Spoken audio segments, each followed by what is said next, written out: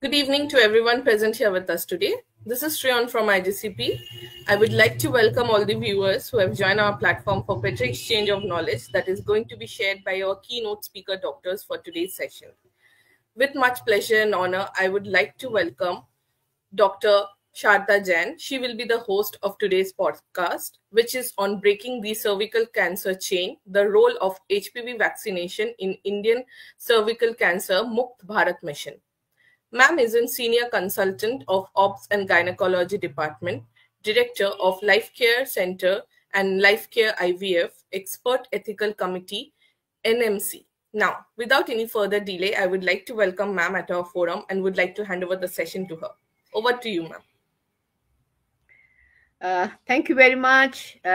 Welcome to this particular session, which will be in a question answer form. It will be a podcast, and the focus is cervical cancer Mukt Bharat.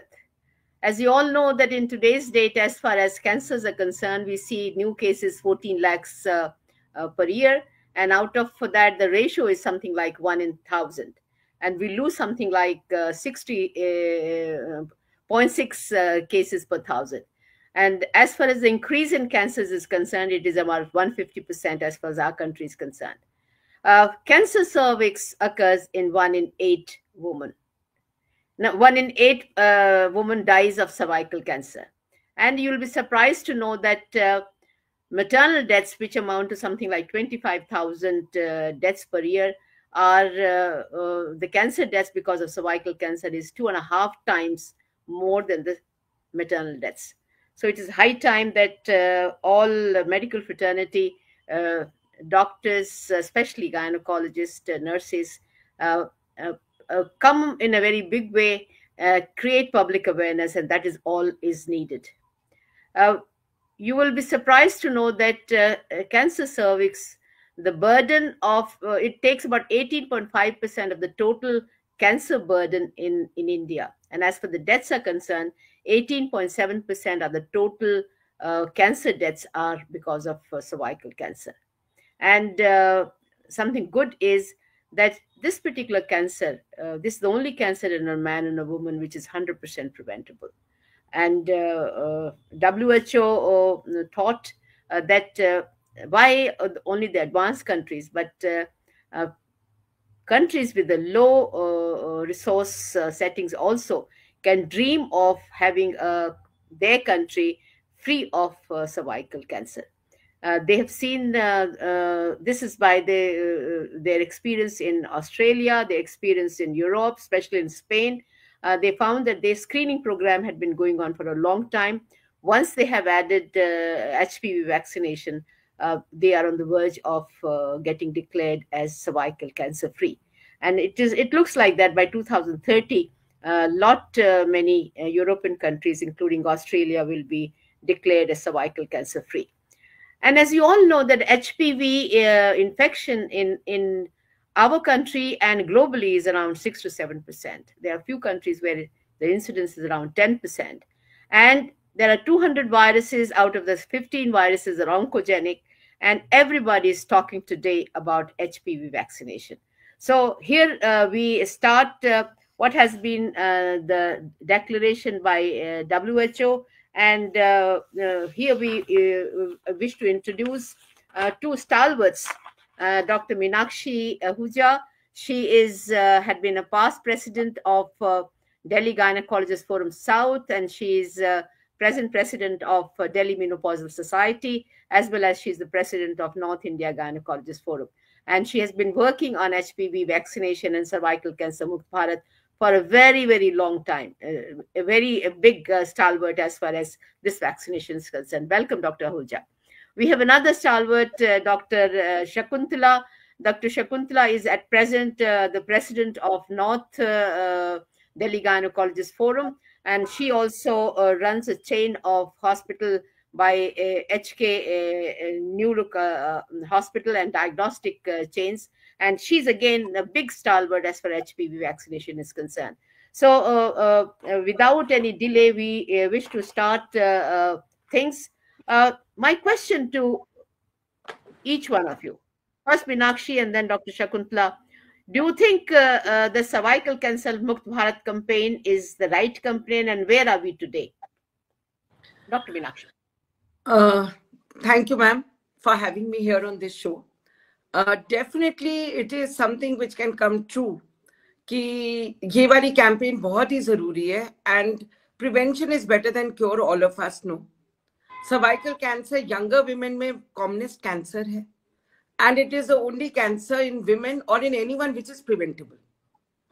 So definitely when we are working at prevention, it is possible. बीच में ये भी आ गया था कि Australia में almost completely eradicate हो गया है, तो जब इन countries में हो सकता है, और आज की डेट में जब हमारी गवर्नमेंट भी सोच रही है कि ये वैक्सीनेशन स्कूल चिल्ड्रन को प्रोवाइड करना है, तो डेफिनेटली अगर हमारे पास कोई गोल नहीं होगा तो हम अचीव नहीं कर सकते. एक गोल रखेंगे तभी अचीव कर पाएंगे. Dr. Shakuntala, what is this WHO 90-70-90 target which you want to tell the audience? So thank you very much, IJCP and Dr. Sharda ma'am, for having me on the platform. This is a very prestigious and a very ambitious project of WHO, which basically talks about elimination of cervical cancer. And this 90-70-90 is the terminology basically depicts कि 90% girls को vaccinate अगर हम कर दें जो कि 15 साल से कम की हैं, और 70% गर्ल्स जो कि 35 साल से कम की हैं उनको हम ट्रीट कर दें, 25 साल से कम की गर्ल्स को अगर हम वैक्सीनेट कर दें, और 35 साल से कम की 70% गर्ल्स को अगर हमने ट्रीट कर दिया, अगर उनमें कोई हमें सर्वाइकल लीजन मिलता है, और अराउंड 45 ईयर्स तक अगर हम 90% विमेन को उनमें अगर कोई लीजन पाया जाता है उसको ट्रीट कर दें, तो ऐसा हम अचीव कर पाएंगे कि बाय 2030 हम इस सर्विकल कैंसर से कंप्लीटली मुक्त हो पाएंगे. So this is a very ambitious project by WHO, and if done rightly, as the Delhi Gynecologist Forum is taking it forward very ambitiously along with the rest of the organizations, I think we should be able to achieve this. Dr. Meenakshi, I just wish to ask you, जब HPV vaccination की बात करते हैं, everybody thinks about cervical cancer. You think cervical cancer is the only thing? What all can be prevented by HPV vaccination? HPV vaccination बहुत ही robust vaccine है, और सिर्फ cancer के लिए नहीं मगर बाकी बीमारियों के लिए भी काम आता है. तो सबसे पहली बात है जेनिटल वॉर्ड्स, या जो लीजन्स होती हैं जो अपने प्राइवेट पार्ट्स में होती है, मेल्स एंड फीमेल्स दोनों में ये प्रिवेंट होती है, क्योंकि वैक्सीन यूजुअली या तो 4 वेलेंट होती है या नोनावेलेंट या 9 वैलेंसी वाली है. तो पहली बात तो जेनिटल वॉर्ड्स प्रिवेंट हो जाते हैं. सेकेंडली, सर्वाइकल कैंसर की हम इसलिए बात करते हैं because it's a commonest cancer. Cervical से मतलब है यूट्रस या योनि के माउथ का कैंसर, ये वाला सर्वाइकल नहीं. तो ये चीज बहुत जरूरी है कि ये तो लेडीज में ही है, यूट्रस है और उसका जो माउथ है उसका कैंसर हम प्रिवेंट करते हैं. साथ में बाकी जेनिटल कैंसर्स इन विमेन जैसे anal cancers, vaginal cancers, vulval cancers and even throat cancers, oropharyngeal cancers are prevented by the vaccine. Also remember that in men also, penile cancers, oropharyngeal cancers, anal cancers and other cancers can be prevented. जो HPV के is the reason. So the vaccine is against HPV virus. तो जो बीमारी HPV virus या human papilloma virus cause करता है, उन सब पे ये वैक्सीन का प्रिवेंशन होगा, तो वार वो सारी बीमारियों पे करेगी, सिर्फ सर्वाइकल कैंसर पे नहीं. Correct. Great. So it means HPV vaccination takes care of so many things, and if we want those things to be prevented, HPV vaccination should be taken prior the sexual taboo. So this is what it is. Dr. Shakuntala, as far as cervical cancers are concerned, which HPV viruses are important? And then you talk in terms of what vaccinations are available for the same. So that's a very good question, madam. Mostly, there are many viruses. There are almost 200 types of HPV viruses that are prevalent in the society. इनमें से अगर हम देखा जाए तो जो बहुत high risk viruses हैं उनके अगेंस्ट ये वैक्सीन्स टारगेट करती हैं. तो जैसे हम अगर बात करें तो 9, 11, 16, 18, इनमें से जो 16, 18 है ये काफ़ी विरुलेंट वायरस है जो कि सर्विकल कैंसर कॉज करता है। 9, 11 वो वाला स्ट्रेन है जिससे ये जो अभी डॉक्टर मीनाक्षी हमें बता रहे थे अबाउट जेनिटल वॉर्ड्स, उनका एक मेजर पॉजिटिव ऑर्गन है। इसके अलावा कुछ और स्ट्रेन्स हैं जो कि हाईली विरुलेंट होते हैं जिनसे सर्विकल कैंसर कॉज हो सकता है, जैसे कि 31, 33, 45, 50s के कुछ स्ट्रेन्स होते हैं। तो ये कुछ ऐसे फाइलोजेनेटिकली कनेक्टेड स्ट्रेन्स हैं जो कि जिनको कि अगर हमने पकड़ लिया, जिनके अगेंस्ट हमने अगर वैक्सीनेट कर दिया, तो इनके जो भाई बहन हैं जो बाकी के स्ट्रेन्स हैं उनके साथ भी हम प्रोटेक्शन अटेन कर पाएंगे। तो जी जी जी it is said that, as far as cervical cancer is concerned, if you give this vaccination, 98% cervical cancers can be prevented. What about this nanovalent vaccine, if it is given in time, less than 26 years? Can it increase further the prevention of cervical cancer, Dr. Shakuntala? तो अगर मान लीजिए कोई lady quadrivalent vaccine से vaccinate कर रही है तो ऐसा सलाह दिया जाता है कि वही वैक्सीन वो कंटिन्यू करें। ऐसा कुछ नहीं है कि अगर आप क्वाड्रिवेलेंट दे रहे हैं और बाद में स्विच ओवर करना चाह रहे हैं कि हम नैनोवेलेंट पे चले जाएं, 9 स्ट्रेन्स के अगेंस्ट वाली वैक्सीन पे चले जाएं, तो उसकी कोई आवश्यकता नहीं है। जो क्वाड्रिवेलेंट वैक्सीन है वो भी बहुत प्रोटेक्टिव है और कम से कम 70% तो वो सर्विकल कैंसर प्रोटेक्शन आपको दे ही रही है। लेकिन अगर नैनोवेलेंट वैक्सीन से शुरुआत की जाती है, क्योंकि नैनोवेलेंट वैक्सीन एक अच्छे खासे 9 स्ट्रेन्स के अगेंस्ट हमें प्रोटेक्शन दे रही है, तो हम अगर नैनोवेलेंट वैक्सीन से शुरू करते हैं तो वो भी एक अच्छा ऑल्टरनेटिव है। बट जो जितनी वैक्सीन अभी मार्केट में अवेलेबल हैं, जैसे सर्वावैक है, हमारा क्वाड्रिवेलेंट गार्डासिल है और नैनोवेलेंट गार्डासिल है, तो जो भी वैक्सीन शुरू किया जाए सलाह दी जाती है कि उसी को कंटिन्यू किया जाए। Dr. Meenakshi, I would like you to, sum up in a very simple way what all vaccines are available in India and unki kitni efficacy, are they safe, Dr. Meenakshi?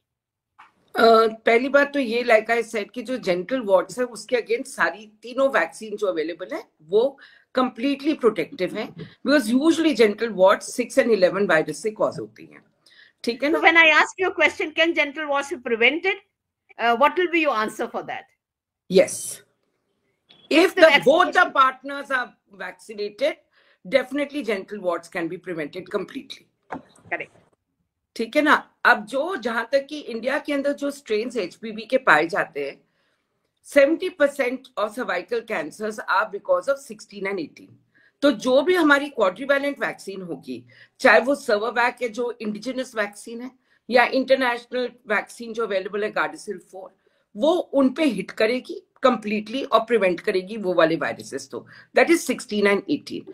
साथ में कुछ cross protection आपको बाकी viruses से भी मिलती है, तो definitely there is some added protection, but we know that about 20-30% are because of the other associated viruses. So जो नोनावैलेंट है, जो 9 वैलेंसी वाली गार्डासिल जो नई आई है इंडिया के अंदर, नहीं मतलब पिछले 4-5 साल से है, वेल टेस्टेड वैक्सीन, उससे डेफिनेटली मैक्सिमम प्रोटेक्शन मिल सकती है, क्योंकि वो अपने जो 9 स्ट्रेन्स है उनको तो प्रोटेक्ट करेगा ही, साथ में क्रॉस प्रोटेक्शन बाकी के लिए भी मिलेगा। जैसे डॉक्टर शकुंतला ने कहा कि जो वैक्सीन आपको मिल सकती है, जो आप अफोर्ड करना चाहते हैं, so the question is not कि वैक्सीन लगाएं या ना लगाएं, क्वेश्चन इज कौन सी वाली लगाएं।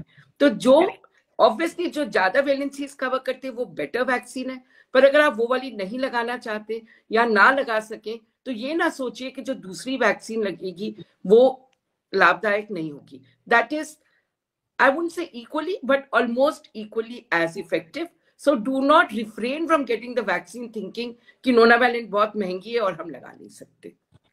डॉक्टर शकुंतला, सिंपल वे में जो आजकल गर्ल्स के लिए वैक्सीनेशन अवेलेबल है, गर्ल्स एंड वुमेन के लिए वैक्सीनेशन है, उनके बारे में बताइए। Whatever are available in India. So you're talking about cervical cancer vaccine or all the other vaccines, madam? नहीं, we are talking about HPV vaccination for women. तो ये जैसा भी डॉक्टर मीनाक्षी ने बताया कि हमारे पास 3 तरह की वैक्सीन अवेलेबल हैं। एक तो एक इंडिजिनस वैक्सीन है जो कि हमारे भारत देश में ही बनाई गई है, जिसको सर्वावैक के नाम से कहा जाता है, और ये भी बहुत इफेक्टिव वैक्सीन है। इसके अलावा एक वैक्सीन जो कि हमारी इंटरनेशनल कंपनी से आती है, जिसको कि हम गार्डासिल कहते हैं, वो उसकी 2 वैरायटीज अवेलेबल हैं अभी मार्केट में, जिसमें कि एक तो 4 स्ट्रेन्स के अगेंस्ट इफेक्टिव है और एक 9 स्ट्रेन्स के अगेंस्ट इफेक्टिव है। और अभी जैसा आपको डॉक्टर मीनाक्षी ने बताया, इसमें जो भी वैक्सीन एक गर्ल चाहती है, इनका कॉस्ट फैक्टर तो डेफिनेटली है, जो सर्वावैक है और जो गार्डासिल की 4 की वैरायटी है और 9 स्ट्रेन्स की वैरायटी है, इनके कॉस्ट में फर्क है। तो यदि कोई किसी पर्टिकुलर वैक्सीन को नहीं लगा पा रहा है because of certain economical reasons, और कुछ दूसरी वैक्सीन को अफोर्ड कर पा रहा है, तो I think it is very important कि वो वैक्सीन को जरूर से जरूर लिया जाए, पहली बात। दूसरी बात ये कि कभी ये ना सोचिए कि इसमें तो कम स्ट्रेन्स हैं तो कम इफेक्टिव रहेगा, अगर सर्वावैक हम सस्ती है तो इसका मतलब है कि शायद ये कम इफेक्टिव, तो ऐसा नहीं है, वो भी बहुत इफेक्टिव वैक्सीन है। तो ये तीनों ही वैक्सीन मार्केट में बहुत अच्छे से अवेलेबल हैं। इसके पहले मार्केट में एक और वैरायटी अवेलेबल थी, लेकिन अब वो इस समय नहीं अवेलेबल। ये 3 वैरायटीज अच्छे से अवेलेबल हैं और अभी गवर्नमेंट भी शायद कोशिश करेगी कि इनमें से कोई एक वैरायटी हमारे सेंटर्स में और हमारे PHCs में अवेलेबल कराई जा सके, तो उसका भी अभी ये प्रयास चल रहा है। मैं एक और चीज ऐड करना चाहूंगी कि ये बहुत जरूरी है कि सब समझे कि best time to get the vaccine is 14 और अंडर। ये सबसे जरूरी बात है। आप ये ना सोचे कि नहीं बच्चे 20 साल तक सेक्सुअली एक्टिव नहीं होने या कोई भी रीजन, वैक्सीन की बेस्ट एफिकेसी जितनी यंग एज में लगाई जाए उतनी अच्छी है। 9 साल के बाद कभी भी ये वैक्सीन लगाई जा सकती है और 14 साल तक लगाने के 2 फायदे हैं। एक तो कि आपको almost 100% protection मिलेगी. It's one of the best vaccines available. Correct. Because its efficacy is very good. It's almost lifelong as of now. Current records say that only once in your lifetime you need the vaccine. Secondly, अगर आप 14 साल की उम्र तक लगाने तो सिर्फ 2 dose चाहिए, जबकि बाद में आप लगाएंगे तो कम से कम 3, मतलब आपको अपनी पूरी 3 डोज लेनी पड़ेगी। तो इकोनॉमिकली, हेल्थ वाइज, हर तरीके से जितनी जल्दी और जितनी यंग एज पे हम लगाएं उतना बेटर रहेगा। सो द क्रूशियल थिंग आपने कहा कि अगर आपने वैक्सीनेशन लेना है तो पेरेंट्स को और जो हेल्थ फ्रेटर्निटी है उसको ये देखना है कि vaccination of all girls from 9 to 14 years हो जाना चाहिए if you want it to be very effective. What about catch-up vaccination for the people who have not got it between 9 to 14? Government has thought about it to include in a national immunization program, और 2 बार उन्होंने parliament में बोल दिया, budget में आ गया, तो मुझको लगता है कि 2025 they will roll it on and things will be input. What about this catch-up vaccination and vaccination in the postpartum period? Dr. Shakuntala first and then Meenakshi will take over. So as Dr. Meenakshi said, कि 9 to 14 is the best time to have this vaccination because more or less we can assume कि this is the night time the girls have not been exposed to HPV virus. HPV virus जो है वो एक sexually transmitted virus है और commonest mode of transmission जो है इसका वो सेक्सुअल कांटेक्ट है। लेकिन अगर मान लीजिए बाद में भी कभी इस वैक्सीनेशन के बारे में अगर बात की जाए तो अगर देखिए कितने सारे स्ट्रेन्स हैं जो HPV वायरस के हमारे एनवायरनमेंट में या हमारे उसमें व्याप्त हैं हमारे वातावरण में, तो इसके लिए जो सबसे जो कैचअप वैक्सीन की बात की जाती है वो ये कि किसी भी उम्र में जब भी टिल 45 इयर्स ऑफ एज मौका मिले ये वैक्सीन हमें ले लेनी चाहिए, क्योंकि जिन स्ट्रेन से एक्सपोजर नहीं हुआ है एक तो उनसे वैक्सीनेशन हो जाएगा, दूसरा ये वैक्सीन जो है जो natural immunisation previous vaccine virus के एक्सपोजर से हुआ है वो इतना लास्टिंग नहीं होता है जितना कि वैक्सीनेशन देने से होगा। तो वैक्सीनेशन एक रोबस्ट इम्यूनाइजेशन का सोर्स बन जाती है, यानी कि इम्यूनिटी जो है बिल्कुल इम्यूनिटी को बहुत अच्छे से बूस्ट कर देगी और कम से कम भविष्य के लिए फिर उस गर्ल को वो प्रोटेक्ट कर देगी। पोस्टपार्टम वैक्सीनेशन की बात की जाए तो ये भी एक बहुत बढ़िया समय है जिस समय की वो विमेन जो होती हैं हमारे क्लिनिक में आती हैं, हमसे मिलती रहती हैं, बच्चे का डिलीवरी हो गया है, क्योंकि ये तो कहा ही जाता है कि ड्यूरिंग प्रेगनेंसी हमें ये वैक्सीन नहीं लेनी चाहिए और ये सेफ टाइम नहीं है वैक्सीन लेने का। लेकिन जैसे ही बच्चे ने जन्म ले लिया अभी भी वो समय है जब ये महिलाएं हमारे पास आती हैं और हमसे काफी सारी इंफॉर्मेशन लेके जाती हैं फॉर देयर फ्यूचर। तो उस समय वो बहुत अच्छा कैचअप टाइम है जब इनको पकड़ के वैक्सीनेट कर दिया जाए और वैक्सीनेशन की जानकारी दे दी जाए। तो पोस्टपार्टम एक बहुत सेफ पीरियड है, लैक्टेशन की क्वालिटी को और क्वांटिटी को बिल्कुल अफेक्ट नहीं करता, और जो बच्चा, जो शिशु है, नवजात शिशु जो माँ का दूध पी रहा है, उसको वो बिल्कुल अफेक्ट नहीं करता। तो ये भी एक बहुत अच्छी गोल्डन अपॉर्चुनिटी है, जब हम ये दूध पिलाती हुई माँ को हम ये वैक्सीनेशन दे सकते हैं। सो आपने एक्सपर्ट्स को सुना कि this particular vaccination best time to give is between before 15 years, and this catch-up vaccination can be given up to 45 years. And because most of the girls, when they come and see the gynecologist, they are already pregnant, so they should utilize this particular opportunity that they are counseled at that time, and in a postpartum period their vaccination is given. And I find that time the acceptability is very high, 99%, and it is absolutely safe. So let's talk about the safety, because it is very high in the people's mind. Is this vaccination safe? Dr. Meenakshi. I think this is the safest vaccine available. Vaccine के बाद ना ही कोई fever, ना कोई reaction ऐसा होता है। हल्की सी रेडनेस और पेन कभी कभी मानी जाती है, मगर मैंने आज तक कभी किसी पेशेंट को नहीं देखा कि फीवर हो या चक्कर खा के गिरे हो। और मैंने ये वैक्सीन बहुत, मतलब पिछले, जैसे कि आपने कहा, 12-15 साल से हम दे रहे हैं, और मैंने कभी भी कोई एडवर्स इफेक्ट नहीं देखा। सेफ्टी 100% है इसकी। और सबसे बड़ी जो बात हमें समझनी है कि इस वैक्सीन से जो प्रोटेक्शन मिलनी है वो एक जानलेवा बीमारी के अगेंस्ट मिलनी है। एब्सोल्युटली। वैक्सीन का जब हम खर्चे की भी बात करते हैं, कैंसर वर्ड इतना भयंकर वर्ड है, और कैंसर के इलाज में इतना पैसा, वक्त, और ये चीज आपकी प्रिवेंटेबल है, तो इसमें तो मेरे हिसाब से सोचने की बात ही नहीं कि वैक्सीन लगनी चाहिए या नहीं लगनी चाहिए।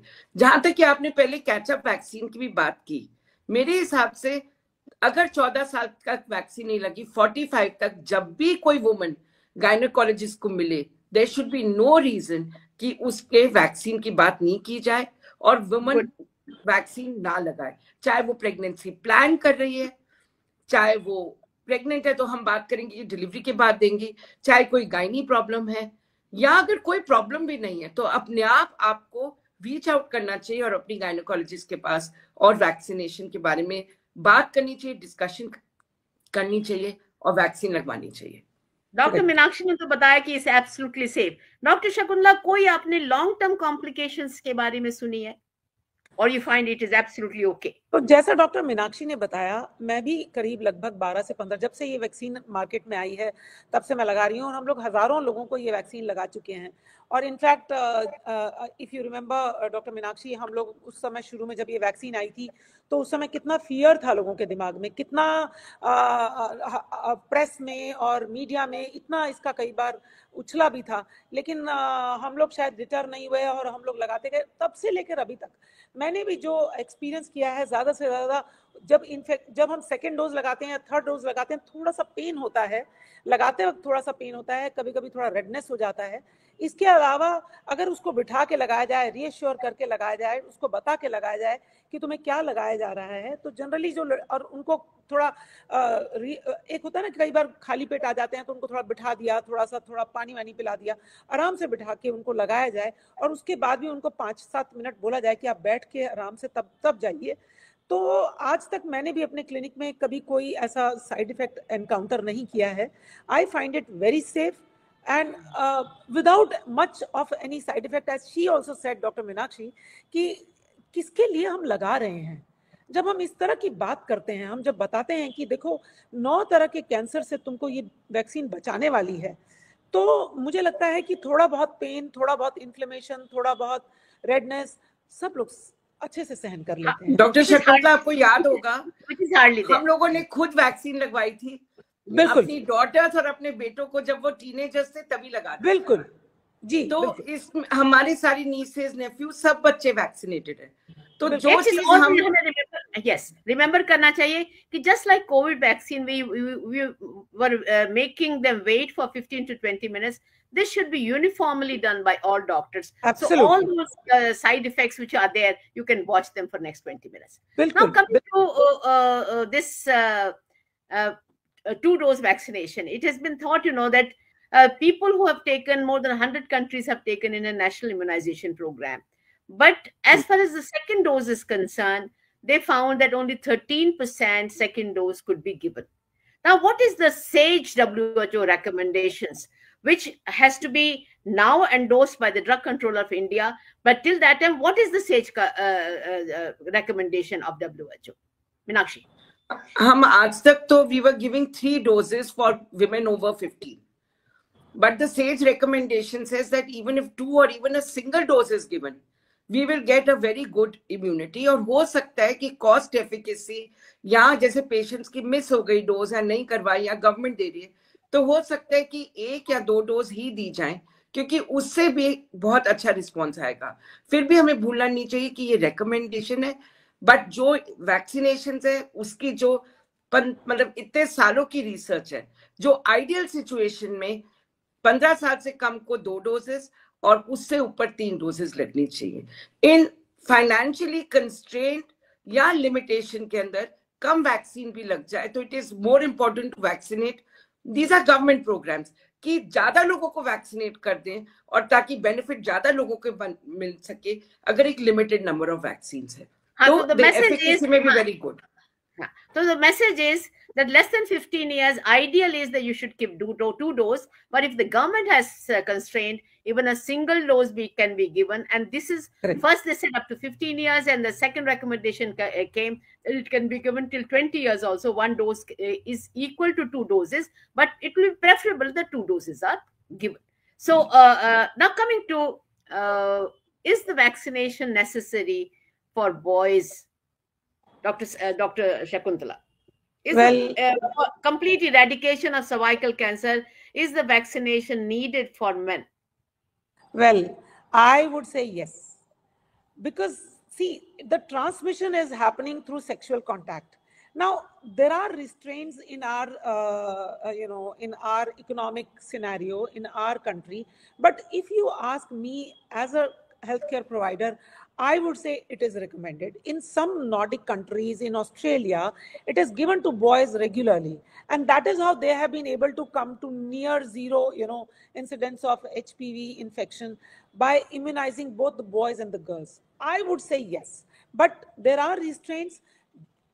Barring those restraints, and if the vaccination becomes cheaper, I think it will be a golden period for our country as well, where boys and girls both equally will be vaccinated.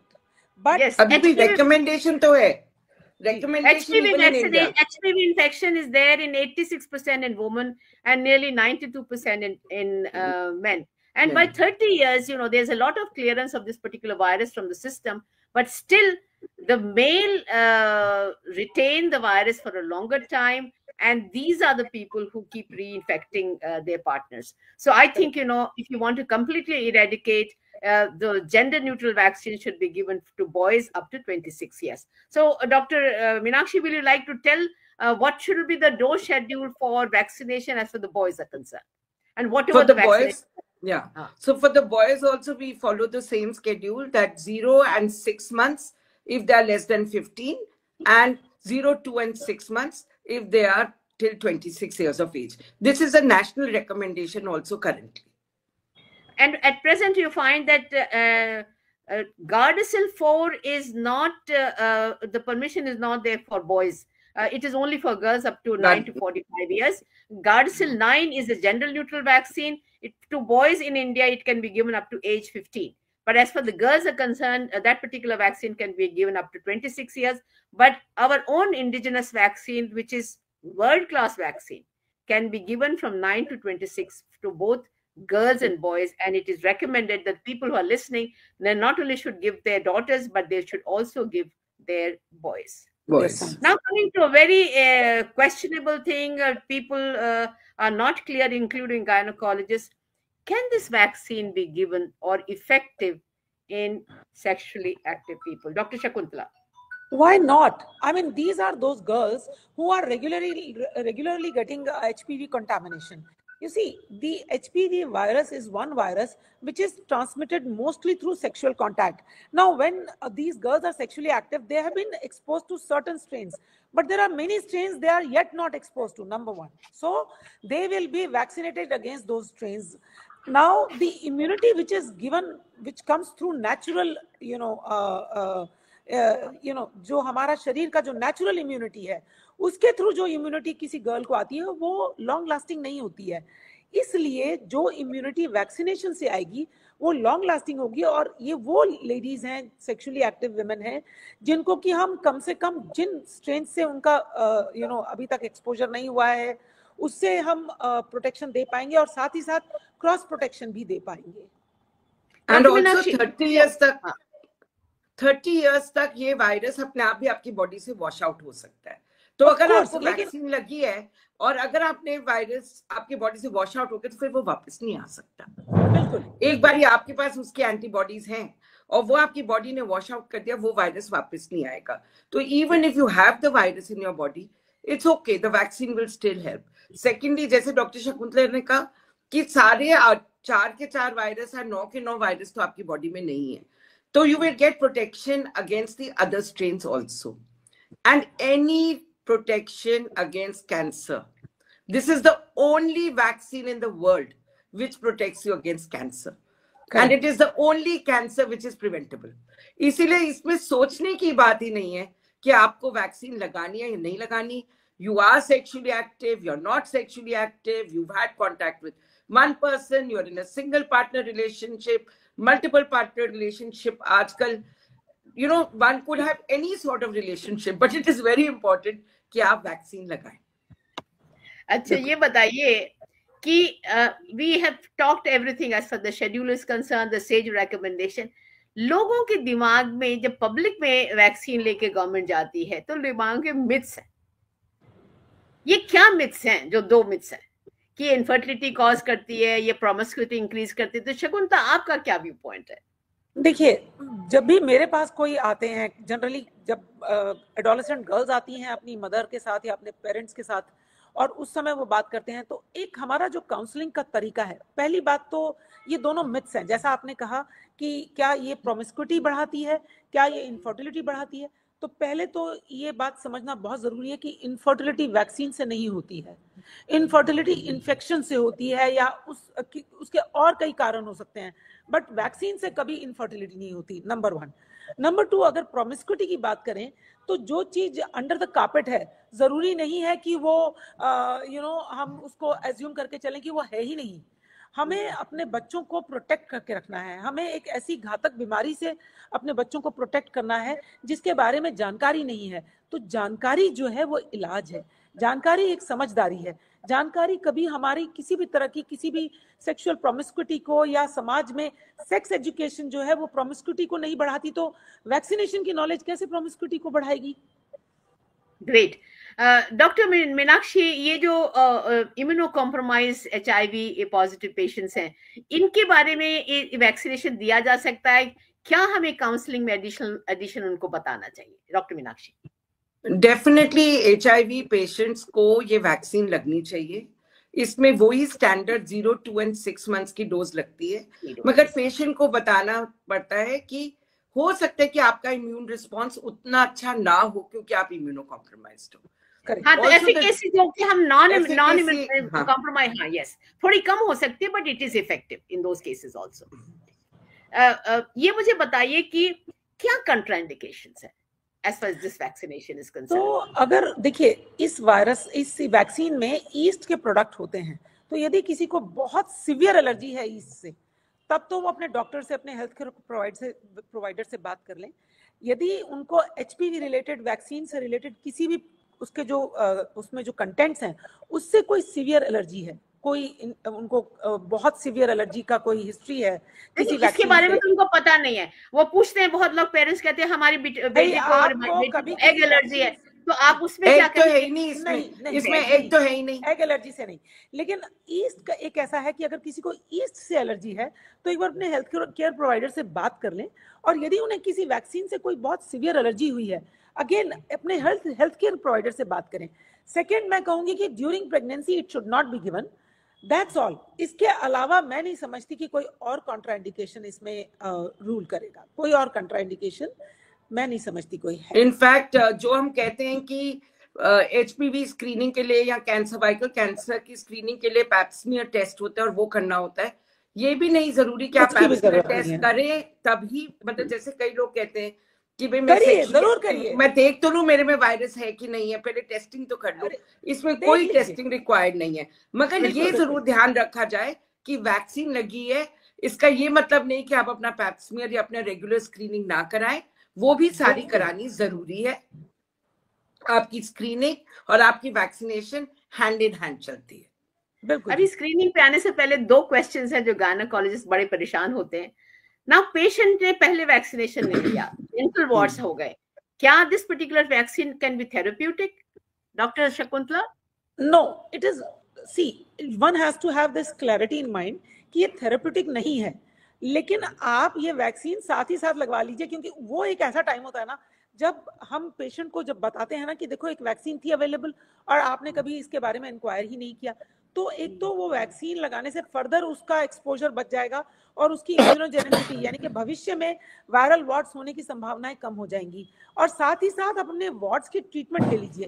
और कई बार ऐसा देखा गया है कि जिस समय ये वैक्सीन दे दी जाती है तो वायरल वार्ड्स की जो इंटेंसिटी होती है या जो उनका झड़ने का जो प्रक्रिया होती है वो तेज हो जाती है। जी, बढ़िया। नाउ एक और क्वेश्चन डॉक्टर पूछते हैं कि आप पेशेंट्स को विद प्री कैंसरस लीशंस के लिए ट्रीटमेंट करें, therapeutic treatment, is vaccination needed in such patients, Dr. Meenakshi? Absolutely. Again, like I said, that the vaccine is protecting you against many strains of HPV. There are very few people, rare people who have all the strains in their body. And remember that the HPV virus remains in the superficial cells of the cervix. तो जब हम treatment कर रहे हैं वो superficial sales निकाल रहे हैं, जिस भी पर्सन से उसका कांटेक्ट है वो तो रहेगा ही। तो अगर वो वैक्सीनेटेड है और वो सुपरफिशियल सेल्स हट गई हैं, तो अगर वो पेशेंट वैक्सीनेटेड है उसको फिर से वो वायरस उसकी बॉडी में एंटर नहीं कर सकता। You have to remember this is preventive for future जो ऑनस्लॉट ऑफ द वायरस है। जो वायरस आपकी बॉडी में वो तो इलाज करके ही निकलेगा। कई बार पेशेंट्स आते हैं और वो कहते हैं कि this you know that as far as this vaccine is concerned, it has to be stored between 4 to 8 degrees centigrade and the light should not go. So many patients say that we will take it from outside. What is your take on it, Shakuntala and Meenakshi? देखिए, इसमें जो main है कि इसको store करिए between 2 to 8 degree और cold chain को maintain जरूर करिए। ये बहुत इंपॉर्टेंट है कि हमें कोल्ड चेन मेंटेन करना चाहिए, इसको फ्रीज नहीं करना चाहिए। लेकिन जो लोग ऐसे अपने थैले में लेके घूम रहे होते हैं ना वैक्सीन की, आइए हमें ये डॉक्टर साहब हमें ये वैक्सीन लगवा दीजिए, हम लोग अपनी क्लिनिक में इसको हम कोशिश करते हैं कि क्योंकि उसकी जो कोल्ड मैंने कभी नहीं लगाई, बिकॉज कोल्ड चेन से ही उसकी एफिकेसी रहेगी। अगर मैं लगा रही हूँ वैक्सीन, मेरे को भी पता है कि अगर कोई प्रॉब्लम होगी पेशेंट मेरे पास ही आएगा, तो मैं उसी चीज की गारंटी ले सकती हूँ जहां पर मेरे को पता है कि कोल्ड चेन प्रिजर्वेशन है। So this vaccination के लिए कोल्ड चेन जरूरी है, and when the patient says कि I will get it from outside, we should discourage this particular thing. Now secondly, बहुत लोग कहते हैं डॉक्टर साहब वैक्सीनेशन तो हमने लगा लिया, हमारे सिंगल पार्टनर है, अब हमारे को स्क्रीनिंग की क्या जरूरत है? So I will like Shakuntala and Meenakshi both to comment on it. Dr. Shakuntala. तो देखिए, ऐसा है कि ये जो वैक्सीन आपने लगवा लिया बहुत बढ़िया बात है, लेकिन ये वैक्सीन जो है हमारे सारे के सारे वायरसेस से के स्ट्रेन से हमें प्रोटेक्ट नहीं करती है। इसलिए अभी तक गवर्नमेंट ने ये एडवाइजरी नहीं हटाई है कि हम स्क्रीन ना करें। स्क्रीन ज़रूर करिए, और ये भी बड़ा इम्पॉर्टेंट है कि आप टाइमली आके स्क्रीन करते रहिए, क्योंकि अभी हमारी इस वैक्सीन को मार्केट में आए हुए 12 से 15 साल हुए हैं। 15 साल में किसी को कैंसर नहीं हुआ, फैंटास्टिक, बट आगे चल के भी ना हो सकता है कुछ समय के बाद गवर्नमेंट ये एडवाइजरी हटा ले कि हमें पैप स्मीयर करने की आवश्यकता अब शायद नहीं है। लेकिन जब तक ये एडवाइजरी नहीं हटती है, ये रिक्वेस्ट की जाती है आपसे कि आप टाइम से आके अपनी स्क्रीनिंग जरूर करवाइए, क्योंकि वायरसेस के सभी स्ट्रेन मौजूद हैं और जिन स्ट्रेन से आपने वैक्सीनेशन किया है उसने आपको काफी प्रोटेक्शन दी है, पर 100% शायद अभी नहीं दिए। Dr. Meenakshi, what you have to say? Also, we are giving the vaccine to women who've already been sexually active. और जरूरी नहीं कि उनका HPV स्टेटस में कोई HPV हो ही ना, उनको हो सकता है कोई HPV पहले है, कोई दूसरा वेरिएशन हो, तो इसीलिए स्क्रीनिंग तो 100% करनी ही करनी है, उसमें कोई कंफ्यूजन नहीं है। Screening and vaccination has to go hand in hand for complete prevention and eradication of the disease.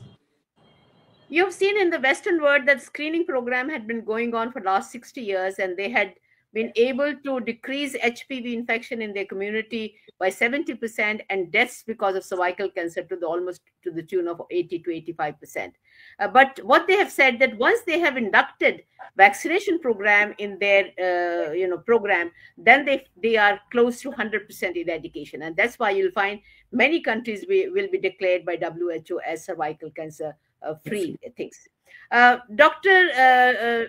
Shakuntala, I want you exactly tell how much is the dose, where it should be given, and this part, which part of the body this vaccine should be given. So you very beautifully highlighted that the cervical cancer mukt Bharat is a dream, and so many countries are free from it.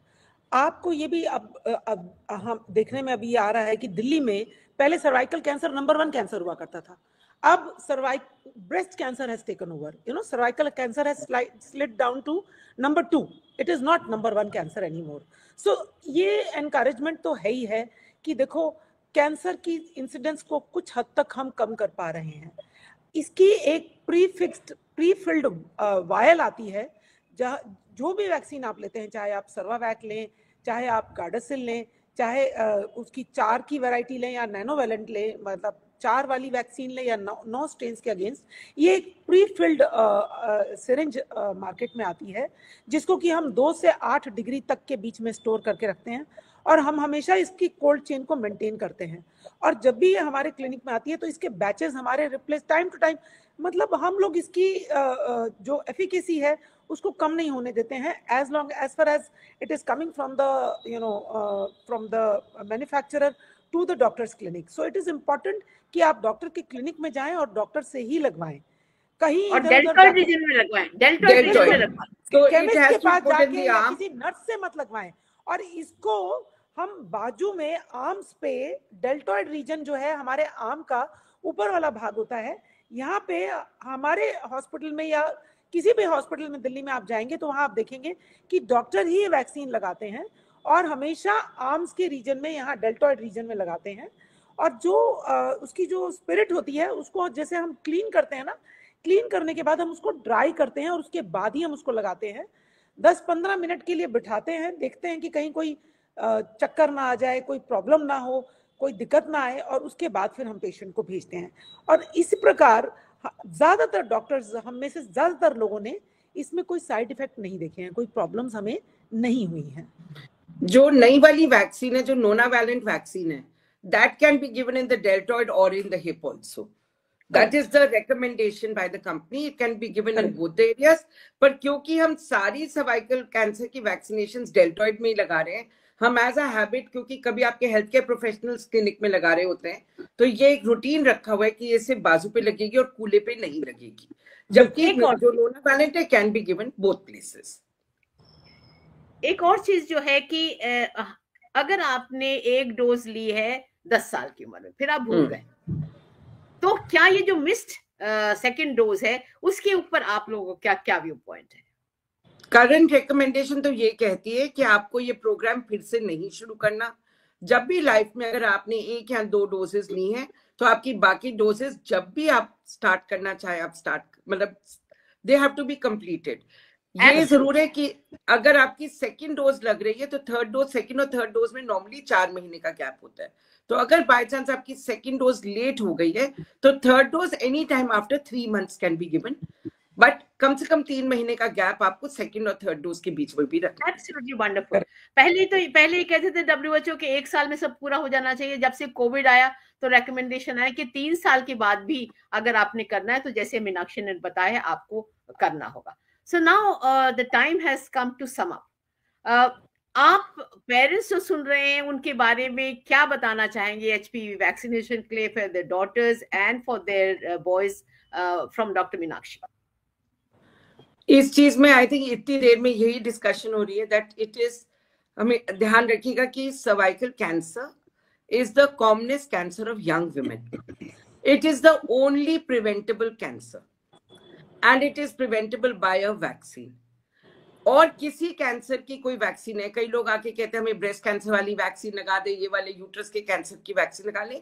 Vaccine सिर्फ एक चीज के लिए available है, वो है cervical cancer, और इसीलिए हम उसके बारे में इतनी बात करते हैं क्योंकि it is something which is preventable. ये वैक्सीन हर माँ बाप को अपने बॉयज और गर्ल्स में जितनी जल्दी हो सके, अगर वो 9 साल के ऊपर है तो बिना हेजिटेट के या अपने पीडियाट्रिशियन या गायनोकोलॉजिस्ट के पास जाके ये वैक्सीन स्टार्ट करके कोर्स कंप्लीट कर लेना चाहिए। इसमें बेधड़क रहिए, इसके कोई साइड इफेक्ट्स नहीं है। रिमेंबर दैट मोस्ट वैक्सीन्स की एफिकेसी, जब हमसे कोई पूछता है कि ये कितना इफेक्टिव है, most vaccine like flu vaccine और जो बचपन में भी आपकी सारी वैक्सीन है, उनकी एफिकेसी 40 to 60% होती है। This is the only vaccine is more than 90% effective. So it is probably one of the most robust vaccines in the world.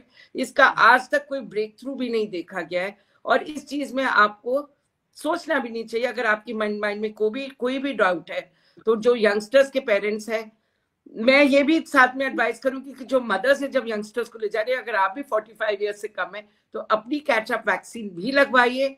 आप अपनी डॉटर्स, अपनी यंगर सिस्टर्स, अपने सन्स, सबकी वैक्सीनेशन कराइए। एंड WHO ने इसके बारे में कहा है कि अगर आप 1000 वैक्सीन देते हैं तो आप 20 लाइफ सेव करते हैं। HPV वैक्सीनेशन स्टैंड्स टॉलेस्ट, उसके क्लोज में आता है आपका hepatitis B virus vaccine. 1000 vaccine देंगे तो 10 लाइफ आप बचाएंगे। Now doctor Shakuntala, counselling tips to doctors and the nurses who are listening us, to the parents. This is something very close to my heart. सबसे ज़्यादा इम्पॉर्टेंट जो parents के लिए है, जब भी हमारे क्लिनिक में आप आते हैं, आपको एक ब्रोशर बाहर दिया जाता है, आपको बताया जाता है कि ये क्या थोड़ा सा अगर आप अपना रह के करके आएँ, थोड़ा सा पढ़ के आएँ तो बहुत बढ़िया। अदरवाइज हम लोग हमेशा आपकी सर्विसेज के लिए हैं। कुछ चीज़ें ऐसी हैं जो कि जैसा डॉक्टर मीनाक्षी ने अभी बताया कि एक ऐसा कैंसर है जो कि 100% प्रिवेंटेबल है।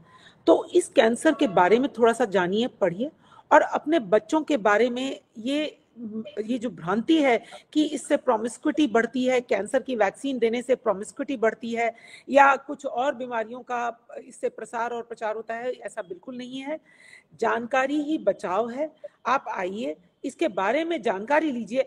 फर्स्ट हैंड जानकारी आपको कौन देगा? आपका हेल्थ केयर प्रोवाइडर। जिस समय आपकी वाइफ गर्भवती हैं या जिस समय आपकी बहू गर्भवती हैं और आप उनको लेकर आती हैं या आप अपने बच्चों को लेकर आती हैं, जिस समय आप पीडियाट्रिशियन से शिफ्ट होते हैं और एक एडोलेसेंट में आपकी बेटी जा रही है, आप अपने एक वरिड मदर की तरह हमारे पास आती हैं कि हमारे बच्चे के पीरियड्स मिस हो रहे हैं या पीरियड्स डिस्टर्ब हो रहे हैं। ये वो समय है जिस समय आप इसकी भी जानकारी जब हम आपको देते हैं तो एक खुले दिमाग से लीजिए, और उसके बाद वैक्सीनेशन के बारे में जो भी भ्रांतियां हैं उनको दूर करके इस वैक्सीनेशन को आप जरूर से जरूर लीजिए।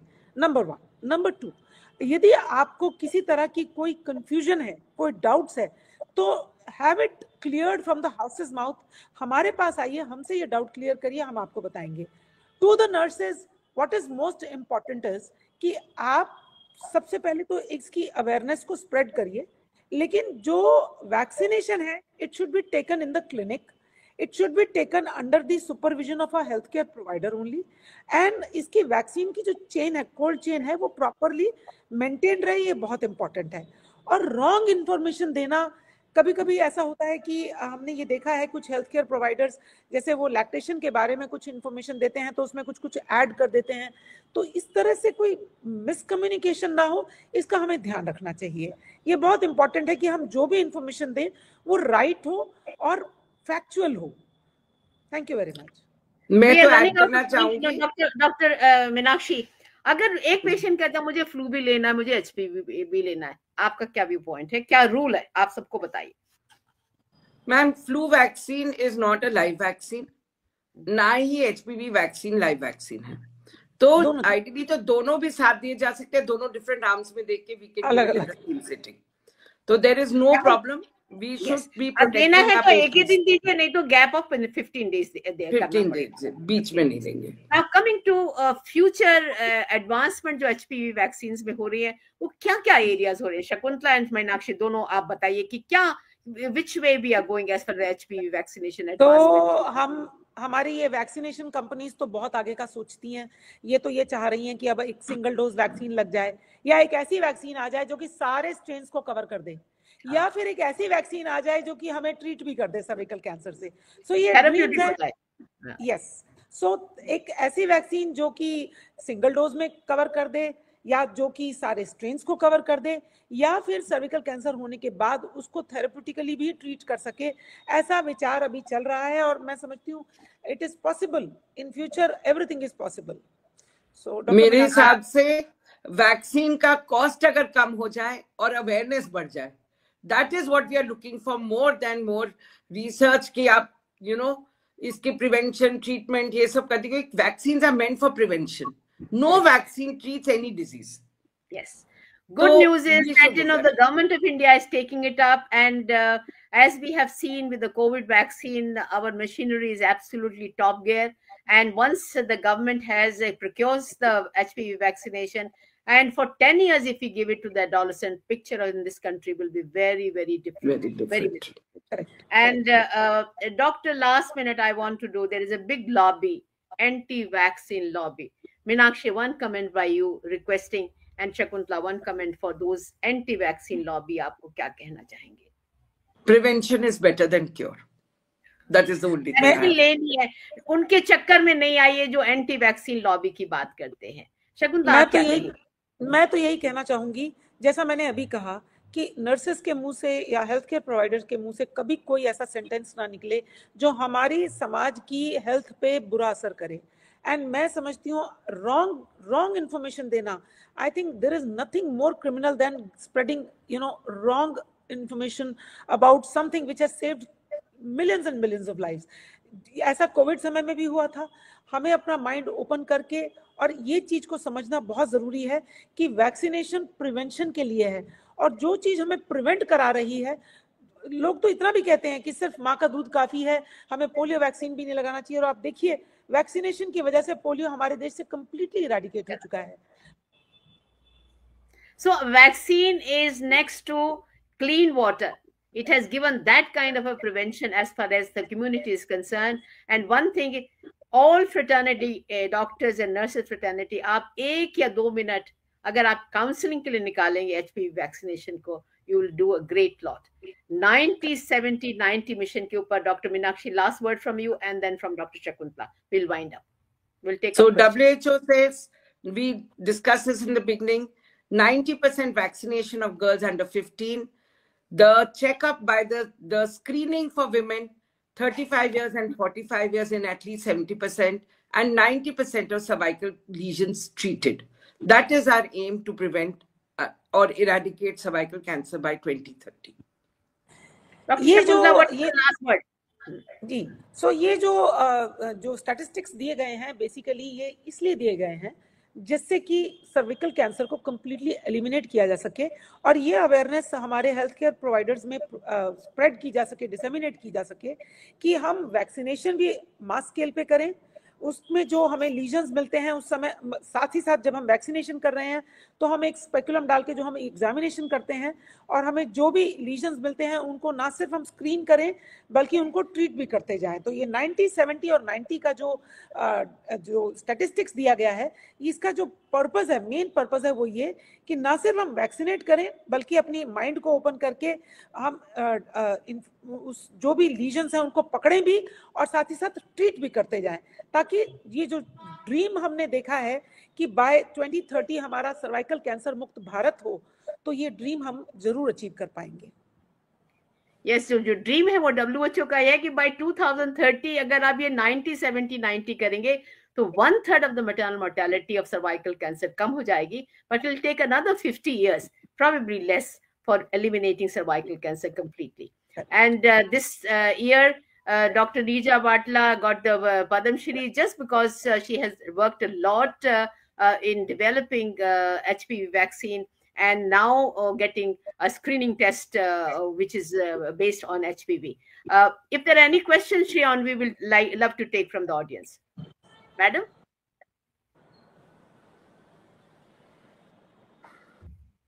Hello?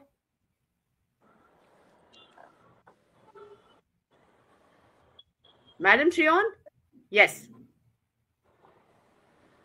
Sorry for Any questions? No, ma'am. We haven't got any questions because of some network issue. I couldn't join. I hope I'm audible now. Yes. No, perfect. And the session went very well. बहुत सुंदर. Thank you so much, ma'am, for this wonderful session. It's our pleasure to have you all in our platform. Thank you so much for joining us today. We are equally grateful to you for having this particular podcast, which has got a national wide spread, and I'm sure many more people are going to see and get benefited. Thank you very much. Definitely. Thank you and good night. Thank you. Thank you. Good night. Thank you.